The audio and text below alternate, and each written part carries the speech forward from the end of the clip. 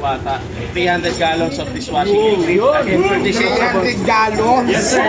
So ito na nga mga kababayan, grabe. Umuulan talaga ng biyaya itong si Diwata. So isipin nyo mga kababayan, halos araw-araw talaga ay may mga nagdudunit sa kanya. Good afternoon po. Good afternoon po. We are giving Ma'am Diwata 300 gallons of dishwashing liquid. Again, for this 300 gallons? Yes, sir.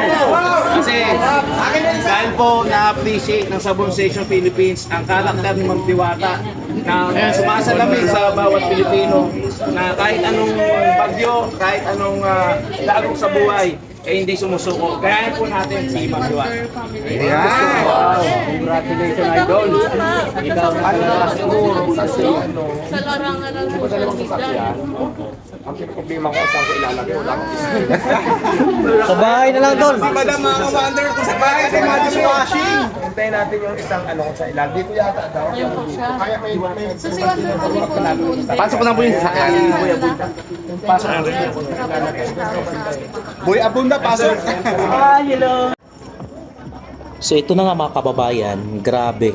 Umuulan talaga ng biyaya itong si Diwata. So isipin nyo mga kababayan, halos araw-araw talaga ay may mga nagdudunit sa kanya.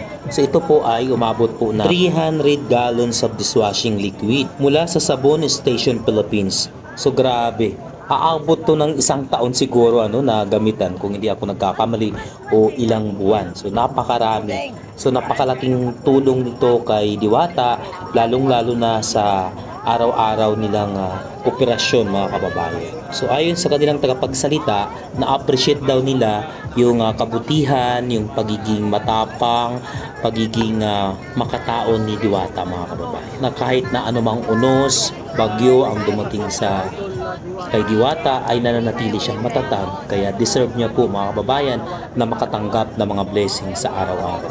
So napakarami nito sa loob mga kababayan. Tingnan niyo naman as in talaga ang daming boxes, no? So ito pong sasakyan na ito na puti, ito po yung ginamit kanina mga kababayan. So napakarami. Imagine niyo 300 gallons of dishwashing liquid. So aabot talaga ito ng ilang buwan, okay naman. Baka taon, no?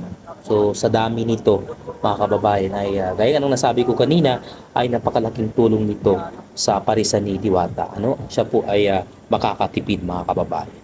So marami, halos araw-araw talaga mga kababayan, napakarami ng mga donasyon na ibinibigay sa kanya. At kanina rin po may mga malalaking tao rin po yung nagbigay din ng donasyon kay Diwata mga kababayan, na nakapagbigay na rin po siya noong mga nakaraang linggo, bago pa magbigay si Madam Rosmar. Siya po ay nauna, so nagbigay din po siya kanina na mapapakinabangan din po ng mga customers ni Diwata. So napakalaking tulong din po